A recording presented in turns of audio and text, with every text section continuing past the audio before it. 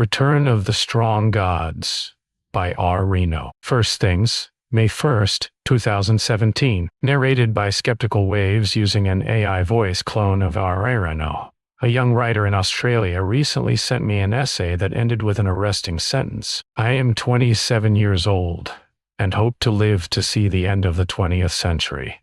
I sympathize. We have reached a series of dead ends in the West. After the collapse of the Soviet Union, Americans thought the world stage had been cleared for our benevolent power to lift others to the broad sunlit uplands of liberal democracy and free market prosperity. The European Union moved from strength to strength, heralding an era of international cooperation and soft power, but the hoped-for utopias have not come about, and what we once thought the ideal and even inevitable future now brings frustration, disgruntlement, and incipient rebellion, not just from non-Western forces that resist our triumphalism, but within our own countries and among our own people. For good and for ill, the last century is finally ending. One sure sign is the eclipse of the classic structure of modern Western politics. Since the Industrial Revolution, the fault line running through partisan politics has been the diverging interests of labor and capital. This is no longer the case. In Europe, establishment parties on the left and right frequently cooperate to fend off anti-establishment challengers, not always successfully. As recent votes for Brexit and against Italian constitutional reform indicate, the American constitutional system stands in the way of coalition governments. But our last presidential election featured an anti-Trump consensus among elites that transcended traditional left versus right distinctions. Here, too, the establishment consensus failed to carry the day. The wheel of history seems to be turning.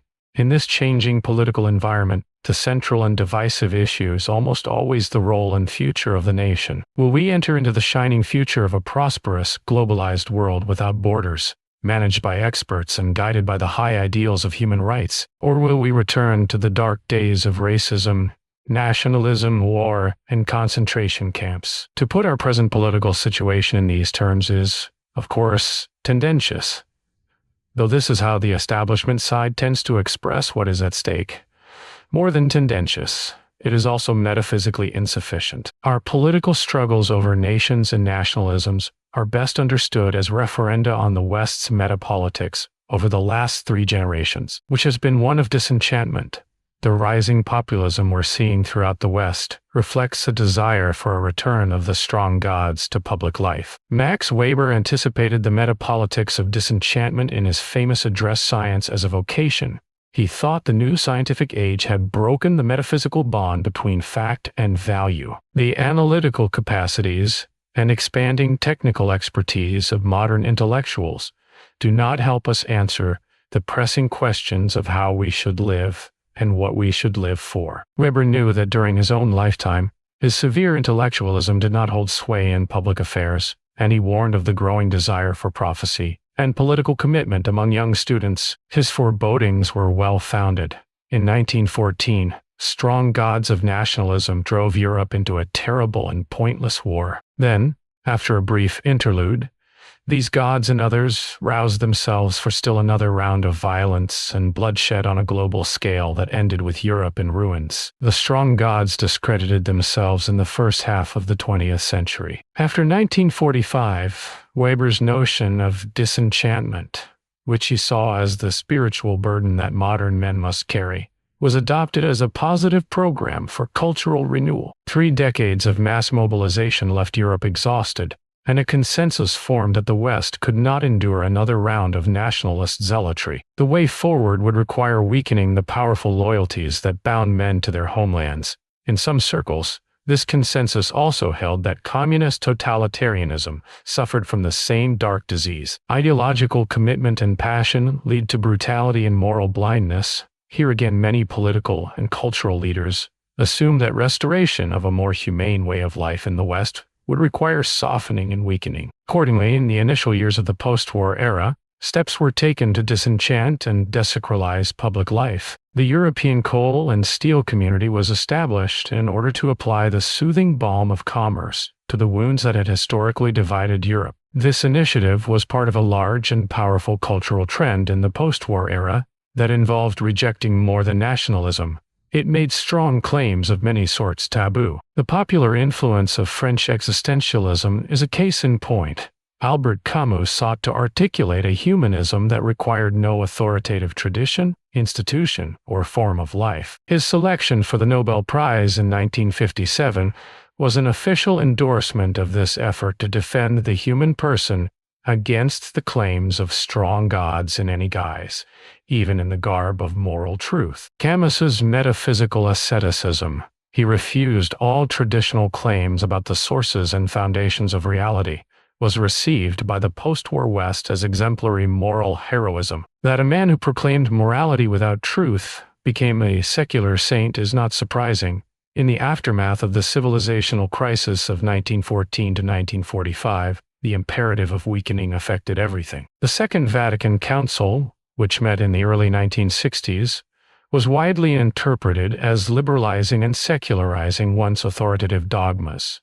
The actual content of the Council's documents mattered very little. Catholicism, too, was swept up into the imperative of disenchantment, which also characterized a great deal of Protestantism. Even within the churches, repudiation of strong and transcendent truths seemed necessary after Auschwitz. In the United States, the cultural and political context was different.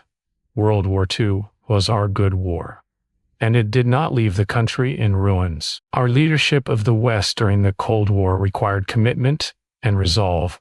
Nevertheless, America also participated in the banishment of the strong gods from public life. The dominant liberalism of the 1950s cultivated a pragmatic approach and claimed to be post-ideological. In 1955, Walter Lippmann published essays in the public philosophy. He expressed the concern that liberal democracy becomes vulnerable if it loses touch with deeper metaphysical warrants.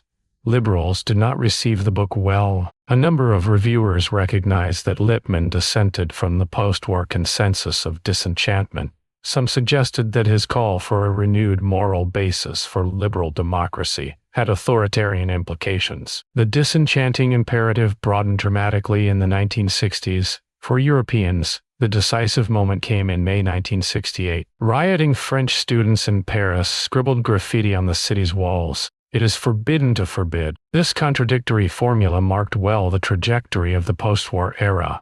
It meant that everything strong and limiting goes. We must weaken social authority so that we can live more fully. For the radical French thinkers who came to be called postmodern, nihilism offered the opposite of despair. The notion that there are no solid, enduring truths was for them a gospel of freedom.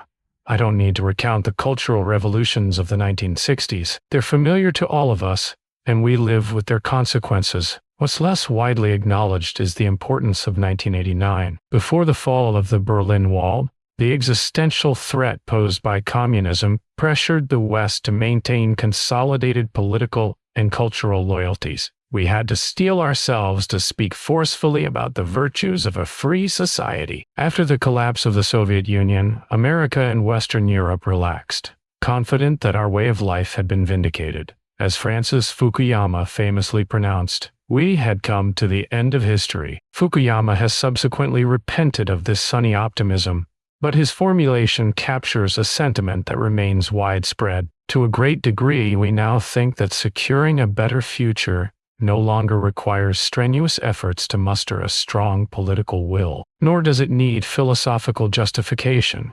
The project of making the world a better place will be carried forward by global capitalism, which has an intrinsic momentum, along with the legal and bureaucratic apparatus of transnational institutions and structures, which have their own logic of expansion and colonization. The Italian public intellectual Gianni Vattimo is one of the best apologists for this end-of-history consensus. He synthesizes different trends in contemporary intellectual culture, all of which contribute to what he calls the destiny of weakening, which is his way of speaking about disenchantment. We are shifting from an ontology of substance, he says, to one of event, and this moves the postmodern West away from authoritarian modes of thinking and guides us toward those that encourage freedom. Our present-day view of the good life has the features of lightning. All of this is summed up in his catchphrase, the weakening of being, which he sees as a happy unburdening of the West. For weakening promotes tolerance, peace, and freedom. Tolerance, peace, and freedom. If there are no strong truths, nobody will judge others or limit their freedom. If nothing is worth fighting for, nobody will fight. Vattimo looks forward to a disenchanted world that encourages us to adopt a moderate and generous approach to life. The great commandment is not to love our neighbor as we love ourselves. Instead, it is to go easy on our neighbors as we go easy on ourselves. Vattimo speaks in the patois of postmodern philosophy. Most contemporary economists take a more straightforward approach, but they say pretty much the same thing. Yale economist Robert J. Schiller argues that technological change and Paul Samuelson's factor price equalization theorem are now driving a global integration that will eclipse the narrow parochialism of the nation-state. Globalization evolves in accord with reliable economic laws that are more powerful than partisan politics, and more objective, rational, and neutral, and thus at once inevitable and morally superior. We may need to marshal moral arguments of a sort to fend off objections to the emerging global system, but there's no real political alternative. We only need statesmanship to blunt the misguided popular resistance to the emerging empire of utility. In the place of the strong gods of traditional culture, the globalized future will be governed by the hearth gods of health, wealth, and pleasure. Our high priests will be medical experts, central bankers, and celebrity chefs. To a great extent, health, wealth, and pleasure already govern in the United States and Europe. The left and right in Europe and America are united in a common metapolitics that promotes the general pattern of weakening and the rule of the hearth gods. The left presses forward to the next frontier of liberation. Transgender rights reflect a desire to weaken the claims our DNA makes on our sense of self as either a man or a woman. The right adopts the libertarian logic of market-based thinking and regards the removal of all obstacles to the free flow of labor, capital, and goods as the best way to serve the common good. As much as possible needs to be disenchanted so that the benevolent invisible hand can work its magic. The growing fusion of left and right around the pattern of weakening provides the context for today's different forms of populism and their anti-establishment politics. They represent a revolt against the imperative of disenchantment. The reasons for these rebellions are no doubt multifaceted, complex, and influenced by the unique circumstances that obtain in different countries. For obvious historical reasons, Germans are animated by a particularly powerful fear of the return of the strong gods. Populism there will surely follow a different trajectory than in Holland, France, or the United States, but we can identify a common underlying dynamic. Neoliberalism is the word that gets tossed around to describe our current system. It describes an economic and cultural regime of deregulation and disenchantment. The ambition of neoliberalism is to weaken and eventually dissolve the strong elements of traditional society that impede the free flow of commerce, the focus of 19th century liberalism, as well as identity and desire, the focus of postmodern liberalism. This may work well for the global elite, but ordinary people increasingly doubt it works for them. The disenchantment and weakening that define the post-war era liberate the talented and powerful to move fluidly through an increasingly global system, but ordinary people end up unmoored, adrift, and abandoned. So much so that they are fueling an anti-establishment rebellion that demands the return of something solid, trustworthy, and enduring. The metaphysical character of today's populist revolt is clearest in calls for renewed national identity in the face of perceived threats. These threats are brought into sharp relief by anxieties about mass immigration.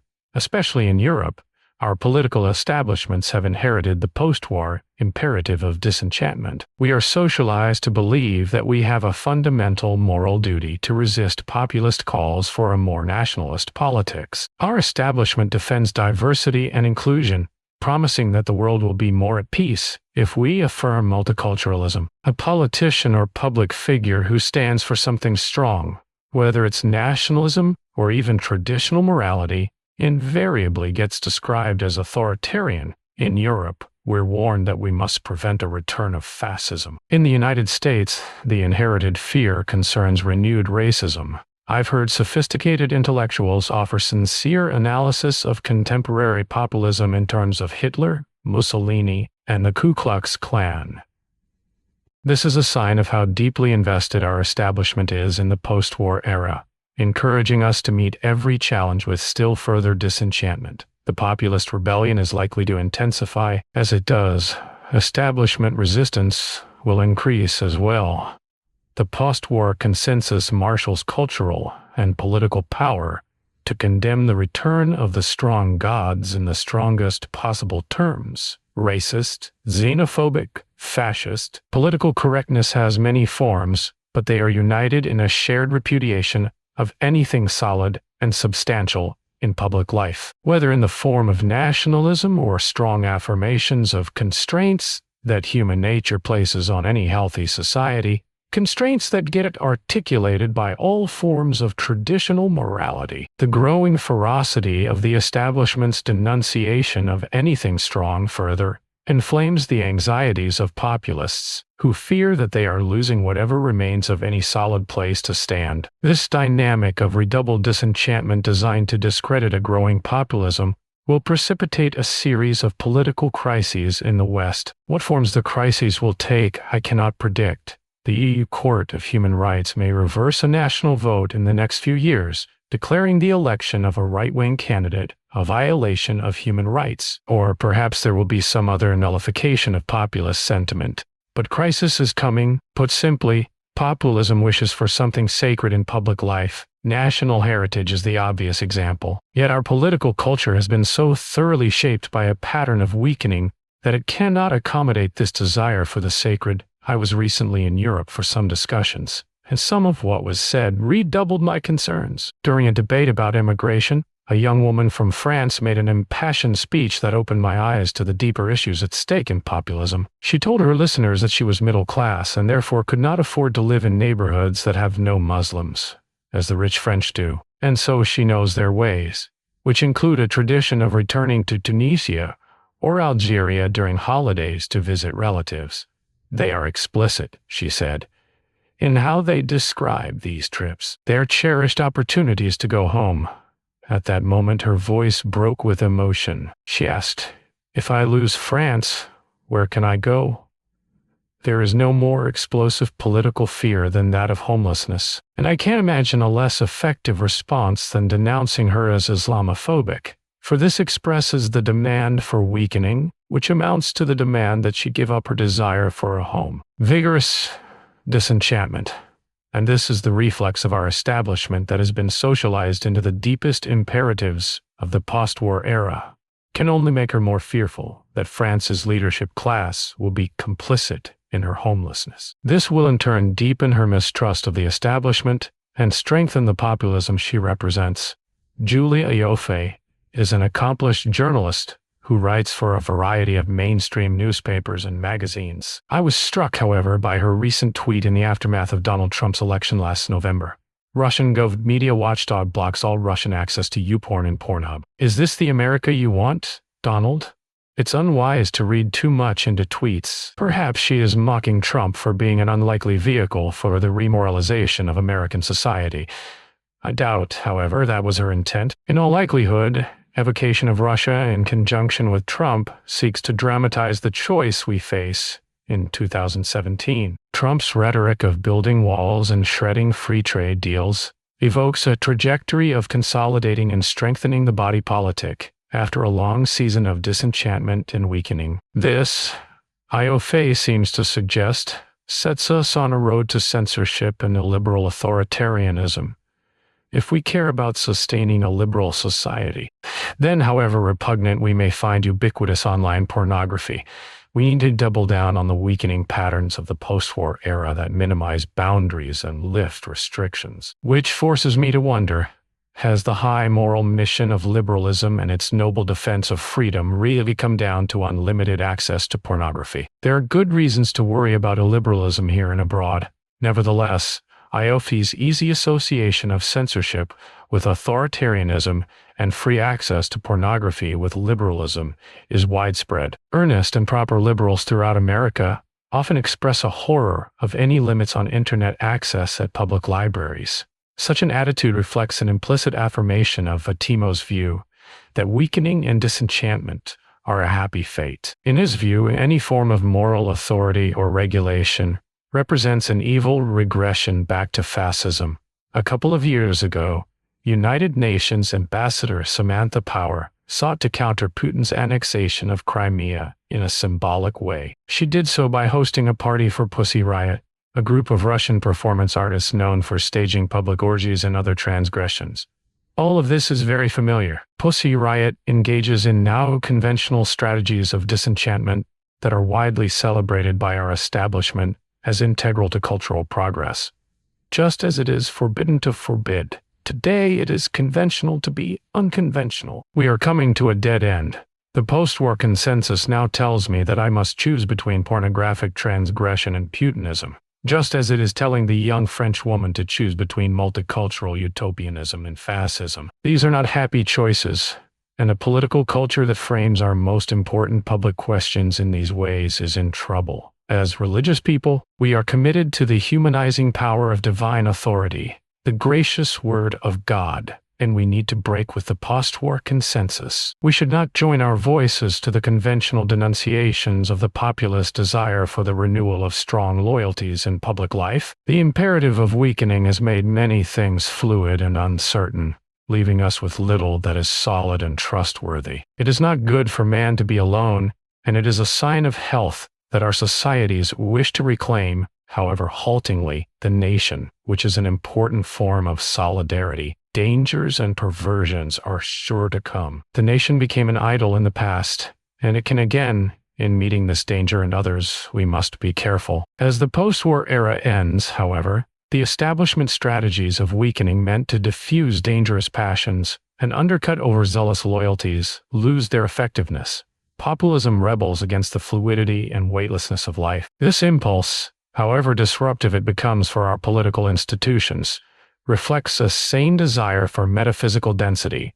Our goal should be to educate this desire in the proper order of love rather than allowing ourselves to be conscripted into the increasingly frantic efforts to sustain the post-war era by administering yet another round of the chemotherapy of disenchantment. There are three great covenants that anchor life and provide us with a place to stand. These necessary societies, as Russell Hittinger calls them in his exposition of the enduring foundations of Catholic social doctrine, guard against perverse and destructive loves. The most basic and primeval is the domestic covenant of marriage. The union of a man and a woman stabilizes our restless longing and provides us with an experience of solidarity in the service of a common good. For most adults, marriage teaches a deep truth about the human condition. I do not live for myself. The metaphysical poverty created by mandatory disenchantment can lead populism to seek an ersatz solidarity of ideological homogeneity, and even feelings of empowerment that flow from collective violence. The covenant of marriage guards against these perversions. Married men do not fill the ranks of paramilitary organizations, and they do not populate terrorist cells. This is not because married men are preoccupied. The covenant of marriage anchors ordinary lives in something transcendent. It serves as our most intimate and reliable experience of home, and thus provides us with the metaphysical ballast needed to endure the greater fluidity, heterogeneity,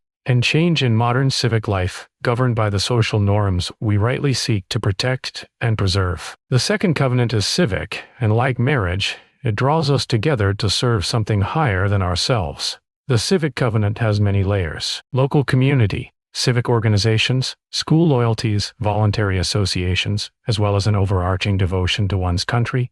These loves create a multifaceted yet integral solidarity that teaches another profound truth. That which is most precious is magnified, not diminished, when it is shared. The civic covenant binds our lives together, forming what Roger Scruton calls the plural we. National solidarity encourages us to see our personal successes as the fruit of a larger collective achievement, to which we owe a debt of gratitude. It also causes us to grieve over the trials and suffering of our fellow citizens. As the post-war era's imperative of disenchantment has weakened the civic covenant, our societies have become more divided. Today, elites are more remote from the rest and also wealthier and more powerful. This is not a coincidence. A meritocratic mentality supplants the civic covenant as a rationale for wealth and power, and this way of thinking regards social rewards as an entitlement of the credentialed. The future of liberal democracy depends upon the renewal of our civic covenant and a restoration of solidarity between the leaders and the led. as well as among the many citizens of our diverse nation. Multiculturalism only works in empires. For a democracy, it is an impossibility. The greatest and highest covenant is religious. Faith exposes us to the full truth of our vulnerability. The fate of our souls is not, finally, in our hands, yet it is also our most profound experience of security and stability. For our souls are in God's hands, and His power is supreme and everlasting. The religious covenant relativizes our other loyalties. It smashes idols not by relying on the post-war pattern of disenchantment, but instead by romancing our souls with a higher, more powerful enchantment. The most reliable protection against a false and dangerous sacralization of ideology, nation, folk, or any other populist perversion is not multiculturalism or post-national globalism. It is instead love and loyalty ordered toward the highest good, which is God. We are made for love, and love strengthens. We are moreover social animals for that reason. The imperative of disenchantment and pattern of weakening can never provide a satisfactory basis for public life. After 1945, it made sense. There are times when dispassion plays a proper role, but it has become too predominant and too obligatory. To a great degree, the banishment of love from our politics is creating the populism that presently troubles us. In our present circumstances, we should support the populist call for the return of something worth loving and serving, and we should tutor it as best we can. This will not be easy. Nothing important in public life is, but we owe it to the young writer in Australia to do our best to bring the 20th century to a close.